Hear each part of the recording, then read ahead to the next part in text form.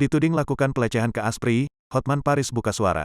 Pengacara kondang, Hotman Paris Hutapea buka suara setelah dituding melakukan pelecehan terhadap asisten pribadi, Asprey. Diketahui, Hotman Paris dituding melakukan tindakan pelecehan setelah Asprey-nya yang juga pesinetron, Iklim Hakim mengundurkan diri. Dalam hal ini, Hotman membantah telah melakukan perbuatan tersebut. Dia tidak pernah mengatakan ada pelecehan itu, kata Hotman di kawasan SCBD, Jakarta Pusat, dikutip dari Kompas.com, Rabu, tanggal 20 April tahun 2022. Ia mengatakan, Asprey-nya tersebut hanya mengeluh saat diminta untuk mengenakan pakaian terbuka untuk syuting di televisi. Dia hanya menyebutkan diminta berpakaian untuk syuting tapi oleh televisinya diminta lebih sopan, ucap Hotman. Hotman mengklaim, banyak Asprey-nya menjadi terkenal dan melejit berkat ikut syuting bersama dirinya di televisi. Bahkan namanya naik saya bikin melambung. Dari yang tidak dikenal menjadi dikenal, katanya. Diberitakan Kompas TV sebelumnya, Iklim Hakim memutuskan mundur sebagai Asprey dari Hotman Paris sejak Maret tahun 2022. Iklima mengaku tidak nyaman dengan lingkungan kerjanya sebagai Asprey Hotman. Pemeran sinetron, Suara Hati Istri itu mengatakan, Hotman Paris juga memiliki sifat yang keras. Mungkin gini aku ini seperti orang banyak lihat bahwa beliau ini sifatnya cukup tegas dan keras,